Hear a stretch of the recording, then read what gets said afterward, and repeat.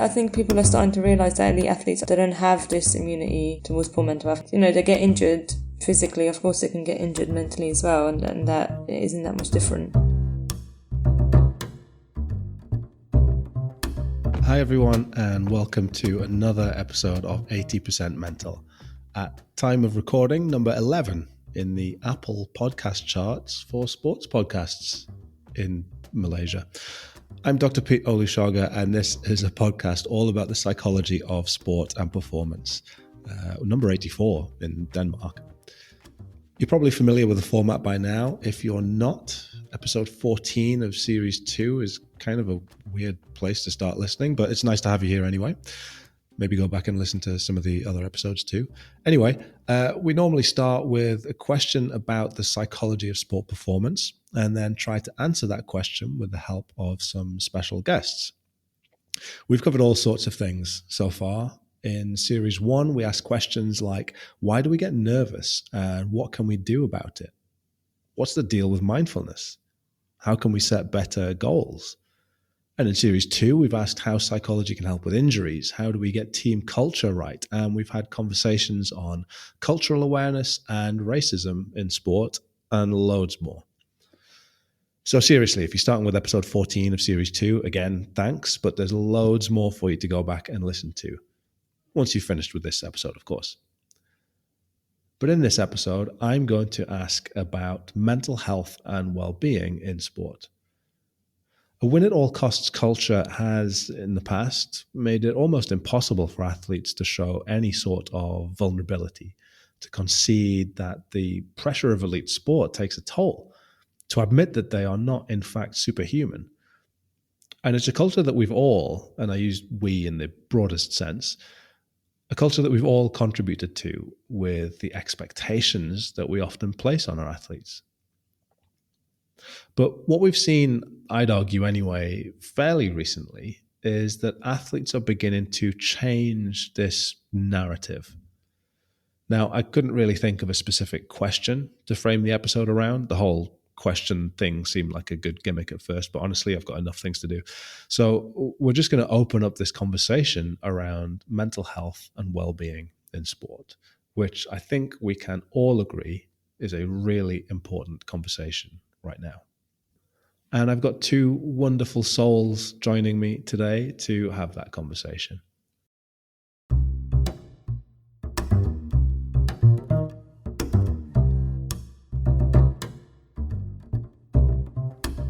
So I'm delighted to introduce, first of all, Shakiba Moghadam. Did I pronounce that right, by the way, Shakiba? Yes, that was really great, actually. Well done. I forgot to check before we started, sorry. Shakiba is a doctoral student focusing on the mental health literacy of women rugby players. She has a BSc in psychology and an MSc in sport and exercise psychology, and also works as a cybercrime researcher, which I didn't know about. I'm definitely going to ask you about. Shakiba is the co-owner of Move Training Centre, a private training facility in Southampton. But I'm going to go back to the cybercrime thing. Tell me about that. Yeah, I kind of landed a job in 2019, even though it has zero relevance to what I'm doing in terms of my PhD or even my qualifications. And yes, I've been there for 2 years now, and we work with the National Cybersecurity, and we're also involved in a project looking at online extremism and how online extremism groups recruit young people, and basically we're coming up with like prevention strategies to try and battle that. And it's been really interesting. It's been a massive eye-opener in terms of what really goes on online and kind of that dark web side of the internet that I wasn't really aware of before this role. So yeah, it's been a enlightening experience for sure. That sounds absolutely fascinating, and it's good to do different things, right? I wanted to just try and use my skills I've gained through just different research roles and apply it in a complete different setting. And I think for me it was a good personal challenge to kind of step out of my comfort zone and just grow in a complete different area of research.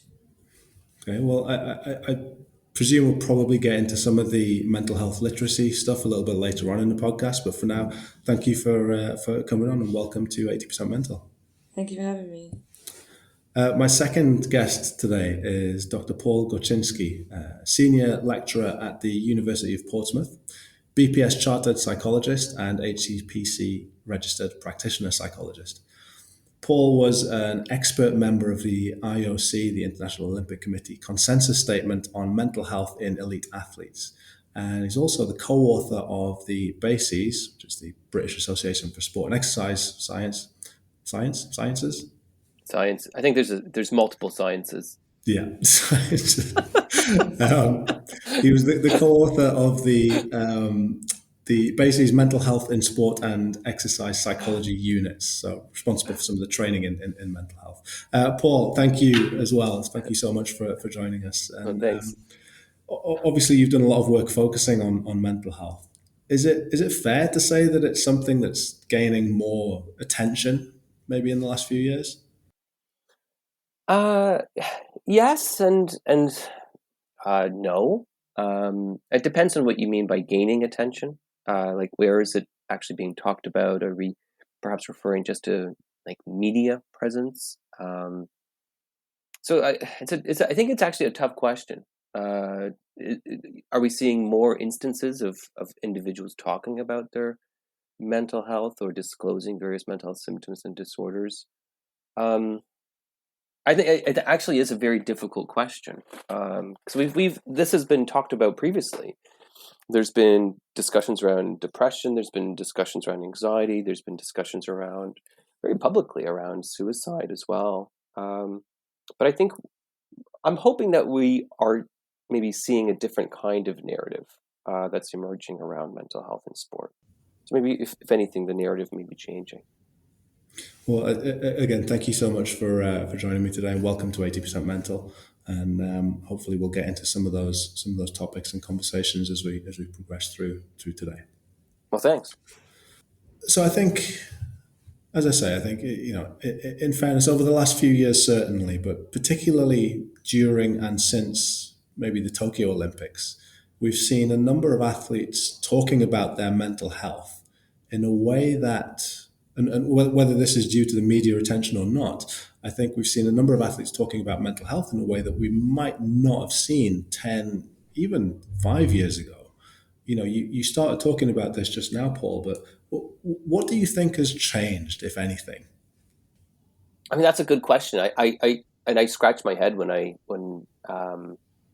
hear that, because I often think about the kind of narrative that is used to describe mental health amongst athletes, and it's often fixated on the individual, and mental health, perhaps the disclosure of certain symptoms, maybe even the disclosure of a disorder. It's often rooted in a very personal narrative, like one of failure, like I somehow did this, or something is perhaps wrong, or it's very much rooted in I am the problem. And what I'm hoping is that this narrative actually gets addressed and starts to change, and more of a collective and more environmental awareness of all the kinds of causes and factors associated with mental health symptoms, aside from just individual level ones, start to get acknowledged. And so I think we're starting to see a bit more of a complicated narrative emerge. Whether this is something that is really picked up by readers or viewers, consumers of sport, I think that's to be debated. I think from a scholarly perspective, I don't think we have enough research that really tells us as to the kind of like a media analysis of mental health being reported in sport. So I think it's actually, I know it's like your lead-off question, and man, he's making it complicated already. But it actually is. It's a really complicated. It's a really complicated question, and to give you a very simple answer, I think would be not doing it justice.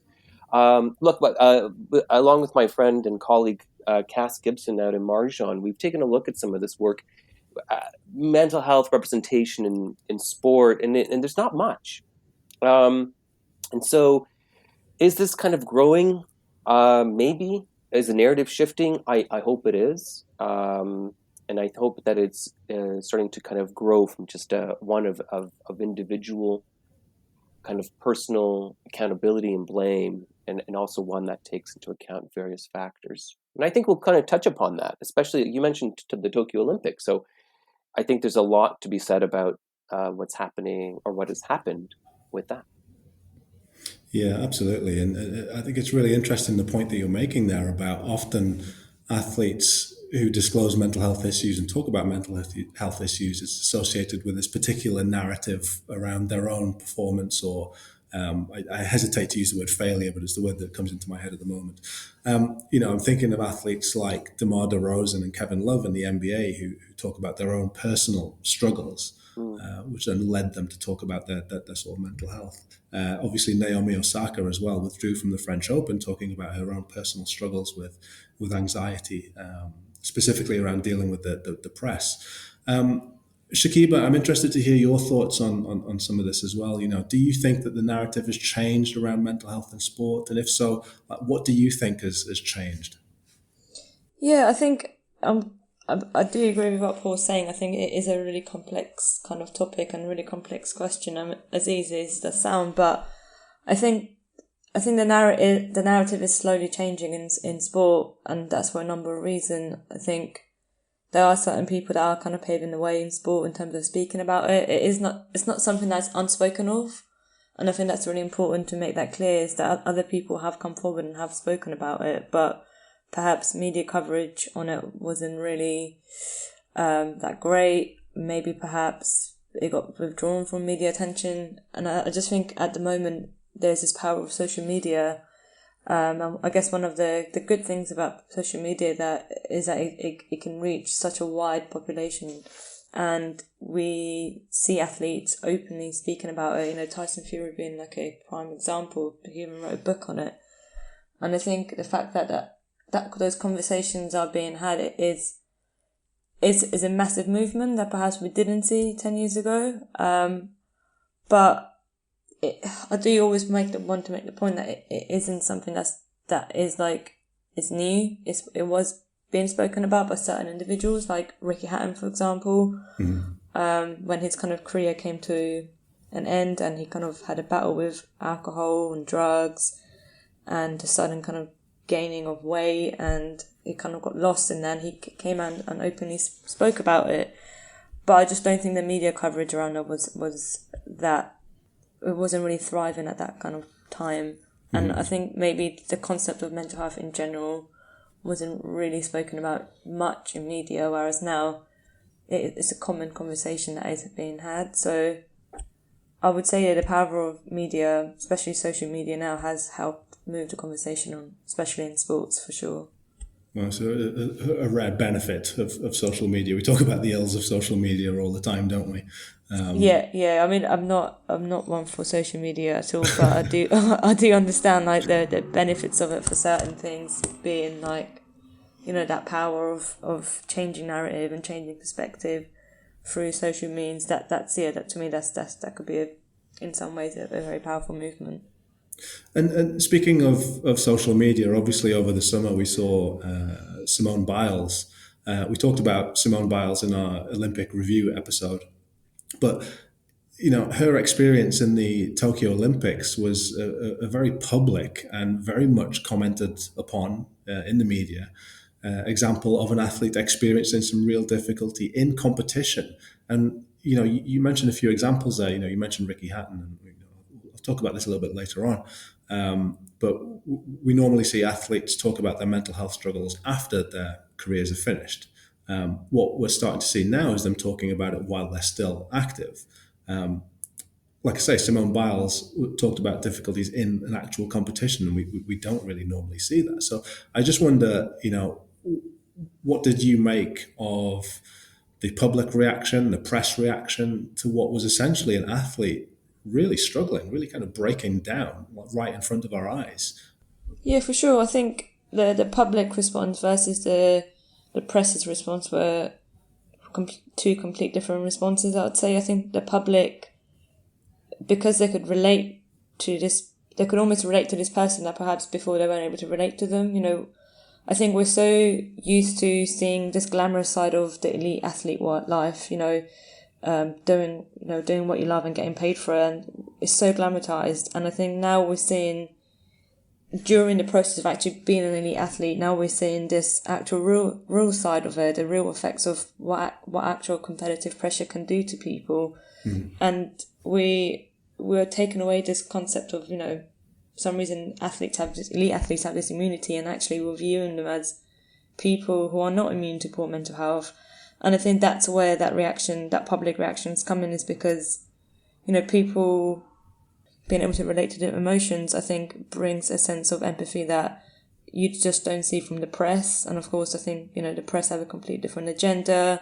And of course, there's still that, stigma attached to it. And I do feel like the press really try to play on that. And of course, they'll clinch on anything that will sell. So for me, there was a massive lack of empathy from the press, whereas I think people are starting to realise that elite athletes they don't have this immunity towards poor mental health, and of course they're going to, they get injured physically, of course they can get injured mentally as well, and that it isn't that much different. Yeah, and given the prevalence of mental health issues in the general population, it would be kind of weird if athletes and coaches didn't experience mental health issues. There's evidence, and you can correct me if I'm wrong here, either of you, but I think the evidence suggests elite athletes experience broadly comparable rates of mental ill health relative to the general population. Again, which sort of makes sense. And I've read somewhere, I can't remember exactly where I picked this up from, but about 35% of current athletes experience anxiety and depression. Other studies show that women athletes actually experience slightly higher levels of anxiety. Paul, what did you make of seeing Simone Biles in Tokyo, and again some of the fallout from that? I think this is actually, I think you're going to hate me by the end of this. I think this is actually a really complicated question as well, because are we really just kind of putting brackets around what happened in Tokyo, and perhaps maybe to be specific to your listeners, are we just referring to her withdrawing from both team and individual events, or are we? Oh, go ahead.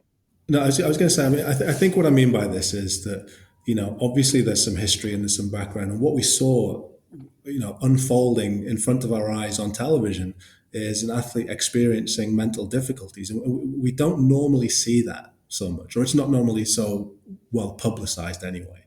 So yes, obviously it's a really complex issue, but what did you make of the way that we responded to just seeing this unfold in front of our eyes? My friend Cindy Miller-Aaron, as well as other folks who are involved in the IOC consensus statement, have put out some wonderful work on PTSD. And I think what was going through my mind when I was seeing what was happening in Tokyo was an individual who was very and profoundly trying to deal profoundly with a very difficult situation, not only the Olympics that were happening at that particular moment, but I think also coming to terms with the various kinds of symptoms that are related to PTSD. In September, Simone Biles testified in front of the Senate Judiciary Committee around what happened with Larry Nassar. And this person is incredibly powerful to be able to testify. I mean, that takes such incredible power. But I think what we were witnessing, and also what the media was perhaps commenting on, was someone who was displaying symptoms of PTSD. And this individual was now dealing with this kind of experience in a very public light. And it, I think, for me, exposed the kinds of devastating consequences that are often attributed to what may happen if mental health symptoms aren't addressed in sport, both at an individual and I think at an institutional level. Look, the individual can experience things physically, so decreased performance, pulling out of competition, things like that. Cognitively, there might be a loss of interest, unwillingness to kind of be invested in pursuing something. They may, behaviorally kind of change their ways with regards to a particular sport. There might be, relational fragmentation. There might be financial consequences that come from experiencing mental health symptoms. Loss of sponsorship, loss of ability to earn income, inability to continue to earn an income. Mm. Various mental health symptoms may be exacerbated, but there's also, consequences for organizations, right? There's reputational damage, there's financial losses, there's also sort of legal ramifications. Simone Biles has exposed all of that. She pointed a finger at USA Gymnastics and amongst many other organizations, and really pointed out the complete and utter failure of this organization to safeguard young athletes. I think over 300 women were sexually assaulted by this individual. Yeah. And these are horrific occurrences. And so what we're perhaps, at the very beginning of our conversation talking about are just maybe some symptoms that have a deep-seated history in a sport that has failed this individual immensely, as well as hundreds, if not thousands, of women. Mm. And so, again, we're talking about the individual versus a system. And Simone Biles is carrying the weight by being so brave in exposing those kinds of symptoms and just, saying enough is enough. But yet we're not thinking more broadly around what's happening with USA Gymnastics or with other sporting organizations.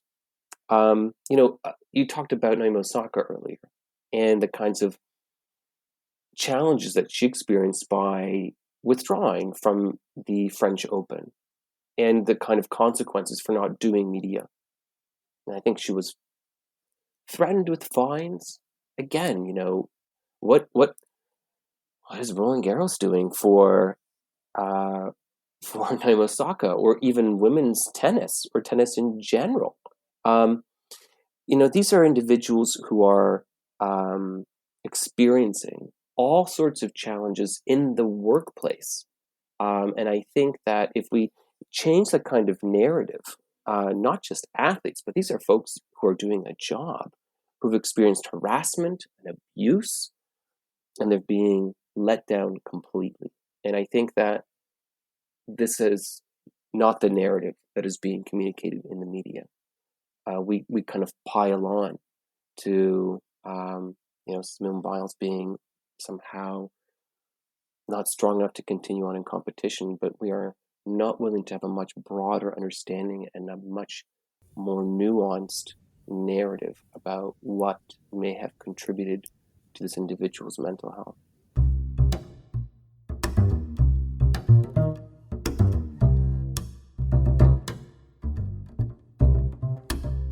Okay, we're here with, we're not, I'm by myself. I'm here with Shakiba Moghadam and Dr. Paul Gorczynski, and we're talking about mental health and well-being in sport. We've mentioned mental toughness several times on this podcast. I have issues with mental toughness. But, competitive sport is all about this idea of perseverance and grit and resilience and pushing through. And we've kind of adopted that in society as well, right? That we celebrate overwork. What do you think that's happening on a more broad level, on a more societal level, that is making people in general more open to talking about these mental health issues? Shakiba, do you have any thoughts there? Yeah, I think what's really coming to light is that kind of work pattern of really driving yourself into the ground is that it's not sustainable. And I think that's what people are beginning to realise is that this, go hard or go home, those kind of, that narrative, like very warlike terminologies that are being used. And in the long term, people are realising that it's not only detrimental to their health, to their mental health, but actually their social life might take a knock, their family life might take a knock. Work-life balance, it almost just doesn't exist. And essentially, people are doing it for financial income. What I like to think, at least, is that society is becoming more aware that happiness doesn't equate how much is in your bank account necessarily. Of course, it'd be naive of me to sit here and say, money isn't important, because of course it is important, but I think it's that having that right balance of knowing to enjoy life and what true happiness actually is, and that you don't need tons of money for it, or at least excessive amounts of it. And I think that conversation of mental health really does come into it, because when that balance is interrupted and it's no longer present, people's mental health take a hit. They start experiencing poor mental health. They start to experience symptoms of poor mental health. And I think people are actually understanding what poor mental health looks like. For example, just not being able to sleep properly, that is a symptom of poor mental health. And yet people weren't aware of it, that, sleep plays a major part in your mental health. Mm-hmm. The way we look after our body, how we move our body, how we eat and what we put in it, all of these, contributes to your mental health. And that just, pushing yourself constantly into the point of breaking is just not sustainable, not only for your body, but also for your mental health as well. And your PhD is around mental health literacy, isn't it? So can you just explain what you mean by mental health literacy, and just a little bit about, I guess, what you found out through some of your PhD work? Yeah, of course. So mental health literacy is basically looking at our own knowledge and belief around mental health and mental health symptoms and disorders, and basically what is our understanding of it? How do we see symptoms of it? Are we able to recognise those symptoms, not only in ourselves but also in others too? And then it's also looking at attitudes towards help seeking, and do we know who to go to, or how to even gain that kind of support? Who are our go-to kind of first port of call? Is it family or friends, or is it actually a mental health professional? And so essentially it is looking at knowledge, but also attitudes and intentions towards seeking help. I think I kind of went into the PhD with this expectation of there's going to be so much research out there on this, and it really opened my eyes. It really opened my eyes in terms of realising that there is literally nothing out there on it. Like, we did a systematic review and meta-analysis, and there's literally 8 studies, of which one of them has 46 women rugby players in comparison to 158 male rugby players. Mm. And that's what we're dealing with. And it really opened my eyes. And so how are we supposed to understand the mental health literacy of this population when we don't even know the facts of... Oh, actually we do now, because we've published a paper on it this year. So just to push that out there, we do have some sense of it. And yeah, I think what I've learned is that, well, firstly, there's a massive scarcity in terms of research, academic research, but also there's a massive lack of funding for women rugby players, especially when it comes to mental health research or just mental health resources. That mental health resources are non-existent at the moment, unless you're at that elite level. But anything that falls under not elite, access to mental health is again non-existent. You have to go through the NHS. But of course, having spoken to players and through interviewing them for one of the studies for my PhD, people always talk about the lack of time. I don't have time. They have to fit in training and then work and social life. And of course, when we compare this to males, some of them who play at the same level, they get paid. So of course they don't have to have this juggling act of, working full time and then training, but also not having access to the right support systems. In terms of the mental health literacy and what we've done so far is relatively high, which is good to see. But again, this is kind of taken with a pinch of salt. We've done it with about 208 rugby players, so I don't want to generalise that to every woman rugby player. But in comparison to, for example, what's been done with medical students or with university students, the women rugby players were at the top in terms of their actual knowledge base and mental health literacy. But that then didn't actually mirror in terms of their intentions to seek help, which was interesting because they know perhaps how some symptoms look and they know to recognise them. and they know who to go to, but it doesn't necessarily mean that they have the intentions to go and want to seek to help. And much of it does come down to, well, a lot of things, a lack of resources, but also this is stigma that's attached.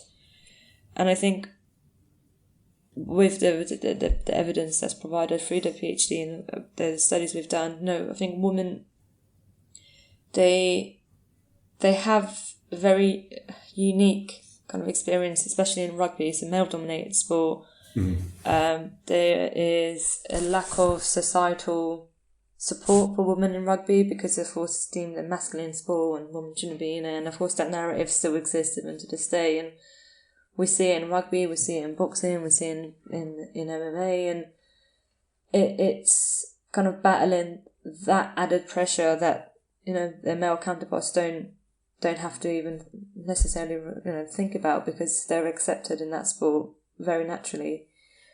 And that added pressure is not only unique, but also it's another detriment to their mental health. When I spoke to them, the players spoke about how exhausting, and especially over time, the sport they've dedicated so much of their time to constantly get told they're not accepted in it, to constantly get told, they shouldn't be in it because, it's not a place for a woman.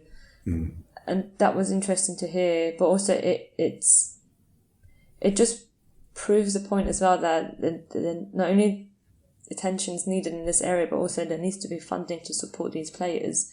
And, we speak about why don't we see more women in sports such as football or such as rugby, but when the funding isn't in place, we can't expect women to work full-time, to live what could essentially be a happy life, to train full-time. We're expecting the impossible from women athletes, and we don't hold those expectations for male athletes, and yet we wonder why women's sport doesn't get the same attention as men's, and because of the society's unrealistic expectations. And I could literally talk about this forever, so I'll stop there.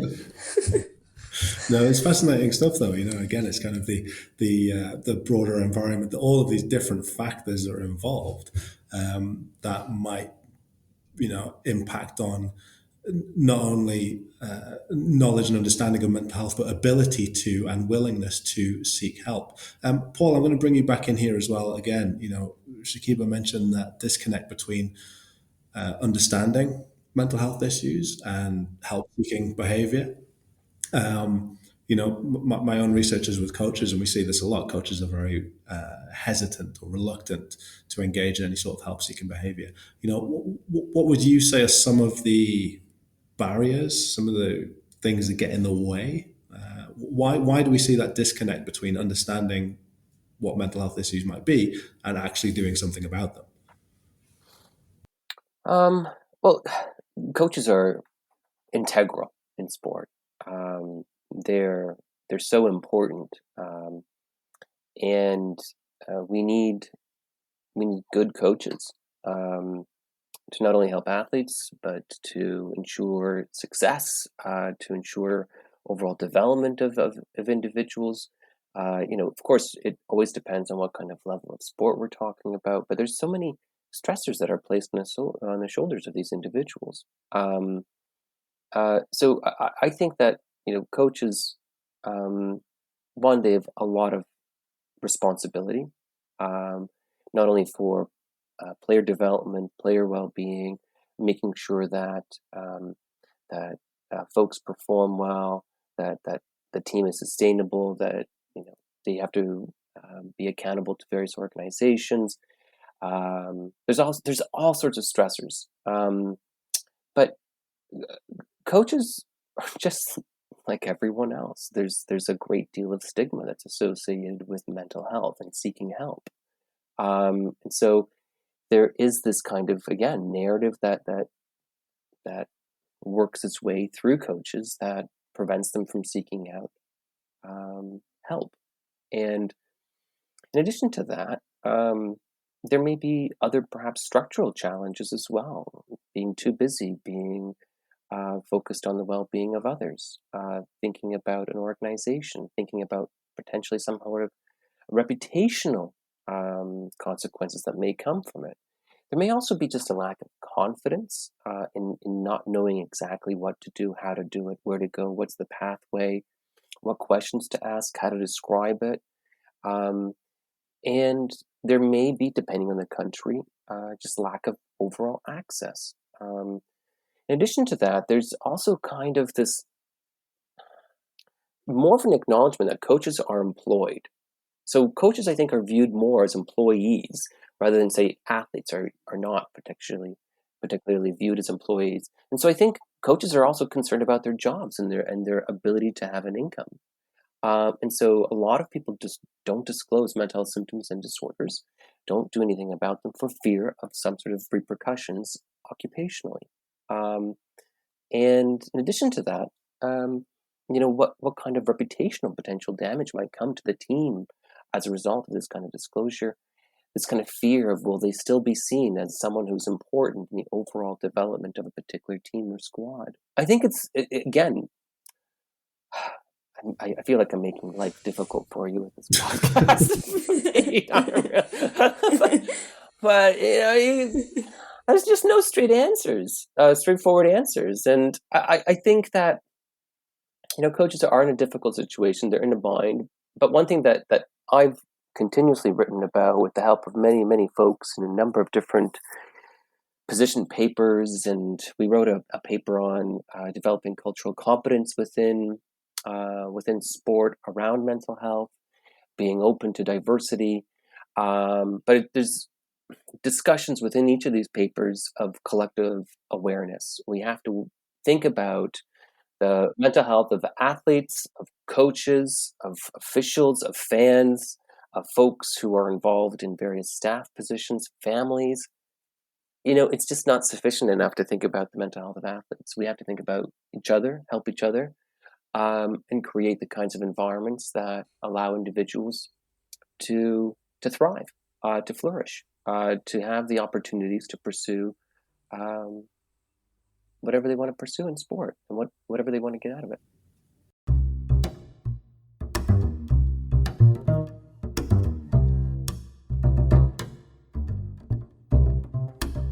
You're listening to 80% Mental, the 65th best sports podcast in Egypt. Yeah, I mean, that is awesome. I love metrics. I strongly suspect that these are just made up numbers that someone's using to get me to sign up to some sort of stats tracking service that Worth I don't need. Well, it might be true. I don't know. I have no idea. I'll take it as a win. I'm here with Shakiba, Moghadam, and Paul Gorczynski, and we've been discussing mental health in sport. If you are enjoying what you're listening to, don't forget to subscribe on the website, 80percentmental.com. 80percentmental.com, or you can tweet us at EPM Podcast. We're also on Instagram at 80percentmental, all words. Okay, every other Instagram post that we see is about enhancing well-being. And I think one thing that we do quite often, and I probably should have started the podcast with this, to be honest, but one thing that we often do is we conflate mental health and mental well-being. Paul, I'm going to come to you first. How might you explain the differences between those two concepts? There's a lot of different ways to think about this, which, if you've been listening all along, it's no surprise. But perhaps maybe an easy way to start is to kind of think about mental health. The World Health Organization is one definition to kind of perhaps get our heads around this phenomenon. And so here we're talking about individuals having some sort of well-being that allows them to realize their own potential. They can cope with all sorts of stresses in their lives. They have the ability to pursue some sort of work and do it in a good capacity, be fruitful at it, be productive, and also stay connected to others. So they are able to contribute to some sort of collective goal, some sort of community. Now, when we start to think about mental health, it's important to recognize it as a resource. It's something that allows us to do things. It allows us to realize our potential. It allows us to cope with stress. It allows us to work better, or period. And it allows us to be a part of something, to be a part of a broader community. And now, within that, it's also important to think about what do we actually mean by well-being. Now, there's been several definitions that have been given, and perhaps one that is quite popular is kind of looking at it from this perspective of resources and various challenges, from this kind of balance point between one's physical, psychological, and social resources, contrasted with various physical, psychological, and social challenges. And so it's constantly tipping from one to the other. Do we have enough resources to kind of address the kinds of challenges that we're seeing, or are we being perhaps overwhelmed by too many challenges in our lives? And one state is not better than the other.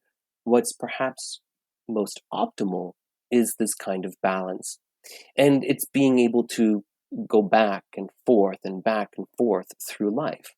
And the reason for it is if you find yourself in this kind of state of excess resources, you might get bored, you might get too adventurous, you might get to a point where you're taking unnecessary risk factors somehow to kind of create a stimulation in your life. But the opposite is also quite damaging and quite dangerous. If there's too many constant challenges, if you don't have sufficient resources to overcome the challenges in your life, well, you just give up. You lose confidence. You lose self-esteem. And so that's why this kind of balance is ever so important when we're thinking about this concept of well-being. Now, it's also important to think about well-being from a variety of different perspectives. So what are we specifically referring to when we think about well-being? And well-being is seen on a variety of different dimensions. There's social dimensions, there's emotional dimensions, there's spiritual dimensions, environmental, occupational, intellectual. The list goes on. And in fact, there's some, I think I stumbled across an interesting systematic review not too long ago that evaluated something like close to 100 different measures that have been used to evaluate well-being across so many different dimensions. I think what this raises is this important point of what is it that we're actually talking about? Are we talking about mental health? Or are we talking about well-being? If so, which specific element of it? Or are we perhaps contrasting it with a very specific mental symptom or a very specific disorder? And then in which case we would have to kind of understand the various consequences with reference to, say, someone's cognition or their emotions or their particular behaviors and how that has maybe strained either relationships or some sort of occupational functioning or their ability to perform in sport. So are we talking about mental health or specifically well-being, or are we referring to a particular set of mental symptoms? And I think that's often what's conflated, is these definitions, this discussion. People often talk about just throwing up this term of mental health into the air or well-being into the air with this presumption that everyone kind of understands what it is that we're talking about and we have a common and agreed upon vocabulary. And I don't think we do. I'll give you an example. We did a study not too long ago, we being Cass Gibson and Melissa Coyle out in Marjan, on working with Olympic divers. And we asked them, what do they know about mental health? How do they frame it? What kind of concepts do they kind of imagine? Who would they go to for support? And the kinds of things we heard, we found surprising, because overall knowledge was poor. People didn't really understand the nuances of what they were describing. Perhaps they could describe certain symptoms of various mental health disorders, but overall there was just this lack of knowledge, and there just wasn't a common vocabulary from person to person to person to person. And this is something that has been replicated not only in sport but outside of it. And this is something that can cause a lot of challenges for people, because if people have all these different definitions of mental health, on one hand, great, you can describe your mental health however you feel like it. But that sets up a lot of different expectations as to what should be done about it, and expectations as to who should do that and how that might come about. So I think it's important in any conversation around mental health, what is it that we're actually talking about? And so having that kind of shared language, and that language should evolve with time, but certainly in any conversation that takes place, in any paper that's written, go back and define what it is that we're specifically talking about, because I think it really will help shape a conversation and also help shape a narrative and also help shape what we can do about it. That's a really interesting answer, Paul, and thank you for taking the time to explain that so well, so clearly. I think part of the issue as well is that well-being, I think, as a concept, just gets a really bad rap. And I think we talked a little bit about social media earlier on, and I think well-being has kind of become the domain of the Instagram expert. I'm thinking of people like Gwyneth Paltrow selling her fanny candles. I'm thinking Is that true, by the way? Well, yeah, I mean, apparently, I don't know if I'm going to get into trouble for saying fanny candles. But I think, go and look it up, Google it. I'm going to Google it. But the whole concept of well-being has just become the domain of the Instagram expert, like I said. So what do we do about that? I know you sort of talked about having a shared concept of what well-being is and making sure we're defining what it is precisely that we're talking about. Shakiba, if I can bring you back in again, do you have any thoughts on this? How do we avoid the problems of the Instagram expert? Your PhD is on mental health literacy. Like, how do you educate athletes about well-being and mental health and what those two things are or might be? Yeah. I mean, I have a lot of thoughts on this, but I'll try and keep this brief for the sake of time. But I mean, this is something I do feel really strongly about, especially given my PhD on this. And I don't even walk around, I don't call myself an expert or anything, because I'm still learning. Even when this PhD is finished, there's still a lot to learn. And of course, I'll have a certain qualification that to some will make me an expert. And I think, yeah, of course, I'd be an expert in some sort of sense, but by no means does that make me an expert on mental health, on everything. And I think what social media does is that it creates a false illusion of people are experts, when in reality and in real life that is just not the case. And I think one thing with social media is that as well, is I think people get actual training, psychological training via educational routes, muddled up with lived experiences. Mm-hmm. And for some, they assume that lived experiences qualifies them to then go out and give out advice to individuals. And to me, that's really dangerous. I see that as a huge danger. One thing we have to bear in mind is that this one-size-fits-all approach is, in my opinion, it's not feasible and it's not correct. Well-being and mental health they are both complex topics, and they do differ significantly. I think just through my own kind of journey of learning about, especially ontology and epistemology, and I think this year I've really got to grips, or at least I like to think I've got to grips with it. I've really come to learn how other people's perspectives and how their realities around these concepts are formed, especially through interviewing the players as well. And, one of the questions we did ask, the opening question actually was, how do you define mental health? And the different arrays of answers, that's where I feel like I learned a lot how people view mental health and how different mental health is viewed by people. And so that's taking that into account, is when people see this kind of ill-informed advice being dished out on social media, and the effect it can have on them, and how it could become detrimental, and how our well-being differs for every single person, and based on so many different factors, such as our culture, our upbringing, our belief systems, the society we've grown up in, our sexual orientation, so many different things that can affect that. And I mean, for me, the list is completely endless. And the problem with social media is that literally anyone with access to a phone who may have zero knowledge of mental health, they can use that platform to give out ill-informed advice.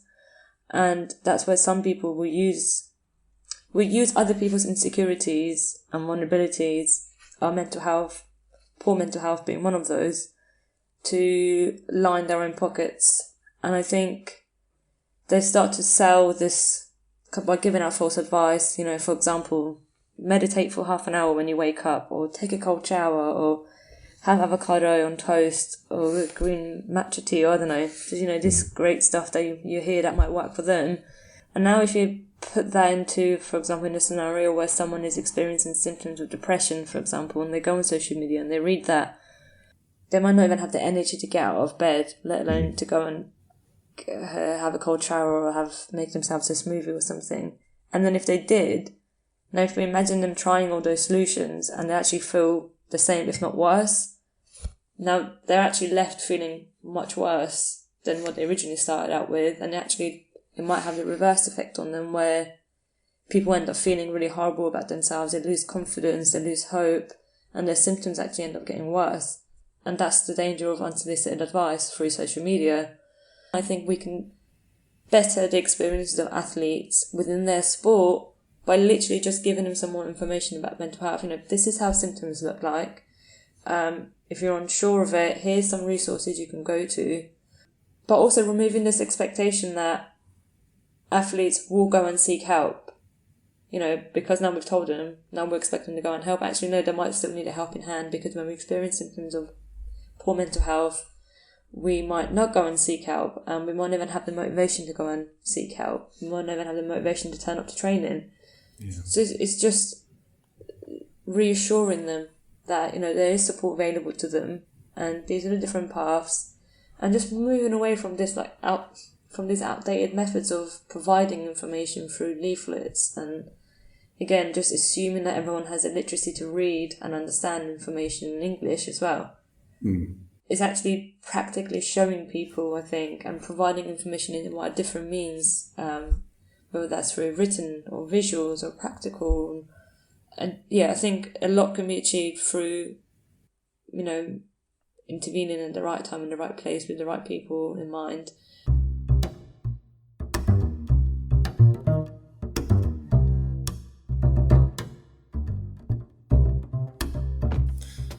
Yeah, I think that the interesting thing, one of the interesting things you mentioned there was the idea of this social media advice, and you talked about it in a very individualistic way. These are some things that you can do in order to be well and enhance your well-being. You know, like you said, meditate for 30 minutes, go for a run, all of that sort of stuff. And it comes back to the point that Paul made earlier, that what we're doing there is we're kind of placing the blame for poor mental well-being or poor mental health on the individual, rather than taking into account some of those organizational, structural factors that really might play a role here. The other thing that you mentioned was about lived experience, not sort of replacing like expertise or being conflated with expertise. And what's really interesting, it kind of brings me to one of my next questions, which was that it's really common to hear about athletes' struggles, and coaches to a lesser extent, but it's really common to hear about their struggles after they've finished their careers. This is what I said I was going to come back to a little bit earlier on, or perhaps when they reach crisis point. Again, I think that's starting to change a little bit for the better. But you know, we applaud athletes for playing through depression and playing through anxiety. We love the story. And we love to talk about the bravery for continuing to push through and how difficult it must have been for them. And, you know, we celebrate that story around it. But I guess just reasonably quickly, because I know we're sort of running out of time a little bit here, but there are lots of instances of athletes experiencing mental health issues after their careers. What are some of the dangers that you might see? What are things to look out for? And maybe advice for transitions out of sport or transitions within sport. I know that's kind of three questions in one. That's terrible interviewing. What do we think? What dangers of kind of transitioning out of sport in terms of mental health and mental well-being, and what do we look out for? I think it's really important to I mean, there's many things that determine one's mental health, and also whether they experience various mental health symptoms and disorders. Through my writing and through my work, I take on a very holistic perspective to understanding athletes. This kind of holistic lifespan perspective, where athletes are viewed in a variety of different ways, very multidimensionally. And so what's recognized in their lives is both athletic and non-athletic achievements and pursuits, so that there is, in a sense, a balance of multiple aspects of one self-concept, of how people view themselves, how people understand themselves. And it's important to do that because one of a particular risk factor for, especially, say, depressive symptoms is individuals who have this incredible athletic identity, and they invest in it wholly and fully at the consequence of other elements of their identity in other elements of their lives. Being mindful of how we think of ourselves, how we construct our realities is really important, especially as individuals will transition to retirement, whether it be forced or intentional. And of course, intentional retirement is perhaps something that is most desired, but there's many different ways of individuals ending their careers in sport. Injury, deselection, aspects around ageism, ability, that sort of thing. And so I think it's really important to be mindful of how individuals view themselves, construct themselves, view their sport, view other elements of their lives, and stay connected to others. That is perhaps one of the most important things. There's one thing that I wanted to share, because I always thought this was really neat, and I actually learned about the NFL Player Association meetups. So these are for retired players in the United States who have competed within the NFL. And these are retired chapters. So these are just all sorts of associations around the country where folks who have played in the NFL go to. And these are opportunities to connect with the former players, learn, do social activities, things like that. It allows them to stay connected in their sport in a completely different way, post-sport, I suppose. But having meaningful connections in our lives is perhaps one of the most important things we can do when we transition into retirement. And thinking of how we construct our self-concept is important. How we stay connected to others is so important. So really being mindful as to how we kind of approach the ends of our careers. And also having that kind of ability to recognize that this is going to be a very difficult process. Any transition is one that is full of anxiety. It's full of individuals being really challenged. And so having support through that transition is ever so important. A number of years ago, Andy Murray sustained a first round exit from the Australian Open. I think this was 2019. And there was all this chit chat about him potentially retiring on the aspects of injury. And he didn't. Of course, he got surgery, got better, and went on to still compete. But he admitted quite publicly to the media about recognizing the difficulty of coming to terms with one's end of career. And how do I do that? How do I actually progress into this new chapter of my life? And being quite open about the fact that I will require support, different kinds of support. And so Andy Murray talked a lot about the kind of psychological support that he received during that time. And that kind of disclosure was really powerful. So transitions are incredibly anxious. We're very anxious in those kinds of transitions. We need support. And once athletes do make it into retirement, it's important to stay connected, but it's also important to kind of consider how we construct ourselves and what we do about that. And making sure perhaps that we have a full life, one that is recognizing multiple dimensions of ourself is probably one of the best things we can do. I mean, that leads me right on to the last couple of questions that I've got for you, really. And these are about the practical steps, because we have a lot of stage 2 trainees, trainee psychologists listening to the podcast, and MSc students. So to them, when it comes to learning more about mental health and mental well-being, how can we become more effective practitioners, more effective researchers? Shakiba, I'll let you jump in here first. I think my number one thing would be to read. And this is what I got told literally first year of my PhD by Paul, was to read. And Gee, thanks. no, it's been really helpful. Get the books. Yeah, literally hit the books. And I, down the line now, 4 years down the line, I've really understand the benefit of why he was kind of telling me that from the get-go, and I'm glad he did, because it's made all the difference. I think by just reading, and not just, academic journals or scholars, all the academic stuff, but actually just to read about people's experiences within academia, academic research, but outside of academic research, especially with athletes. Of course, you'll be working in the sporting domain. Read about athletes and how kind of their experiences, try and understand their experiences from your own personal perspective, but then also as a sports psychologist, and trying to understand how do those two differ, if they do differ.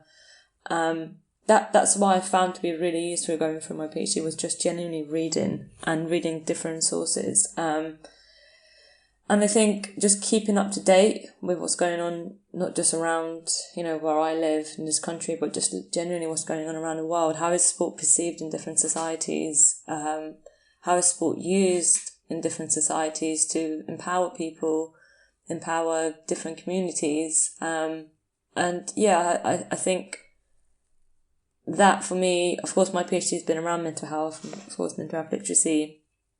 And I haven't stuck to just rugby. I've really tried to push the boundaries again.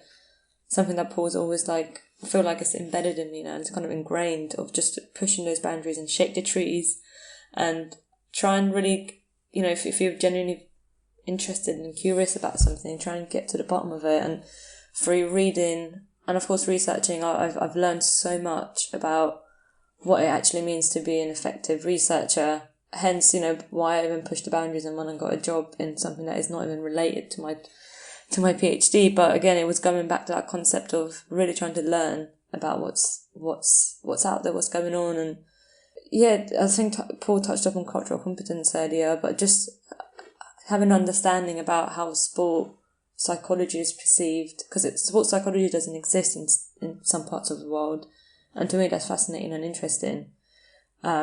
So it's trying to understand how different societies again view mental health and mental well-being, help seeking, and their intentions around it.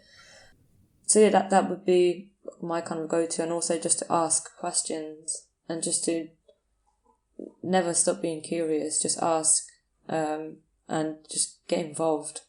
Get involved in what you can, and don't just put limits on yourself in terms of, oh no, I should be doing this because this is just my research area. If you're genuinely interested in something, get involved in it. Yeah. And thank you for that. And Paul, what about you? Maybe from a practitioner perspective, how can we become more effective practitioners when it comes to learning more about mental health, about mental well-being? Well, I think there's a number of things that folks can do. Because you said specifically, you have a lot of listeners who are kind of going through the process of maybe one day reaching kind of registration, like stage 2 accreditation, that kind of stuff. I think it's ever so important to engage in reflective practice. So, what's going on? What has happened? What are you going to do differently in the future? How are you kind of going to think about your practice, evolve your practice? And I think within that, there needs to be a very specific focus on your competencies, because one of the most important things and this builds on your question around like Instagram wellness and all those kinds of folks, selling candles and things like that, is what is within your scope of practice? What are you actually able to do? And what can you do meaningfully and legally within that kind of scope of practice? So, for instance, nowhere within our scope of practice are we allowed to diagnose or to treat any form of mental symptom or disorder. And so what can we actually meaningfully do around this? So there's plenty to do in terms of education, plenty in terms of being able to work with individuals as well as organizations, plenty to do in terms of doing SWOT analyses of what organizations meaningfully actually want to do. Are they serious about challenging their current perspectives around mental health, as well as mental symptoms and disorders, as well as creating pathways for assistance? What can we do with individuals? How can we help create better pathways to seeking support, building confidence to go and ask right questions, reaching out? In a sense, how do we work within our scope of practice to ensure that we don't cross boundaries and also refer where necessary? And I think that's ever so important, because the last thing we need to do is enter some sort of Wild West area of mental health within sports psychology that is outside of our scope of practice. Now, in the United States, things are a bit different. There are clinical psychologists who are also sport and exercise psychologists, and that's different than what we have in the UK. We don't have that unless you have both accreditations. So it's important to kind of be reflective. It's important to recognize our competencies. It's important to be understanding. I mean that. Like, get the list out. What can and can you not do? And work within your scope of practice. And I think it's ever so important within that kind of critical reflection and awareness of what you can and cannot do. Open your mind to just kind of understanding that this is a worldwide phenomenon. And most of what has been done in English-speaking parts of the world, in Western parts of the world. And there are so many different definitions of mental health, of symptoms, of disorders, of ways of going about things. And I remember working on a paper with a number of the folks from the IOC. This is the developing cultural competence within mental health, within sport. And Leslie Swartz, who's at the University of Stellenbosch out in South Africa, raised this point so well. That there's never a point where we're confident about something, whether it be culture or whether it be mental health. This requires continual evolution and continual willingness to learn. Do you have that in your practice? Do you actually have a genuine thirst for contemporary approaches to understanding mental health? And what is your place within being of assistance, whether to individuals or organizations? So how are you willing to learn? How are you willing to better yourself? Where are you willing to also identify various forms of deficits? What do you don't know? And can you confidently point that out and also confidently look for ways to strengthen that? Because the worst thing you can do for yourself is to be overconfident about something you have no idea about. And I think this is a beautiful journey about really developing your skill sets, understanding various competencies, and being someone who is really supportive of individuals as they pursue various elements of what makes them flourish. The conversation today has been about sport, but you can apply these aspects of performance psychology to almost anything that people do in their lives. There's so much that can be done, and I really just encourage students to or individuals who, hell, anybody, have the willingness to learn. Yeah. I think that's the most important thing that can actually be done.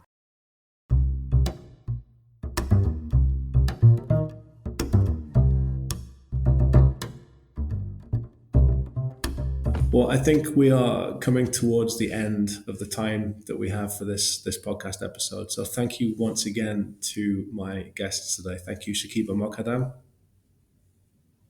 Oh, thank you. Thanks for saying. I don't know if I should say something or if you're going to continue talking. Yeah, I should have prepped. Sorry, I just ruined that. That's all right. Yeah, no. Let's do it again. Okay. Thank you, Shakiba Moghadam. Yeah, thank you for having me. It's been a real pleasure speaking with you and also having Paul on the podcast with me. So yeah, thank you for this. It's been great.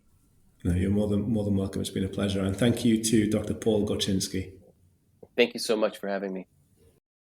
So yeah, thank you both for what has been an absolutely brilliant conversation. And it is a conversation that I wish we'd had several more hours to get into. There's loads of things that I would have liked to have asked. But unfortunately, we only have so much time in the day. We've talked about differences between mental health and mental well-being, and why it's important to not only make that distinction, but to really define the concepts that we're talking about. We've talked about career transitions. We've talked about coach well-being and mental health in sports coaching, and why they are really, really important conversations to have alongside athlete mental health. We've talked about the role that psychology has to play in continuing to open up these conversations, and how psychologists working in sports settings can make a difference at individual levels, but also at organizational, institutional levels, which is so, so important.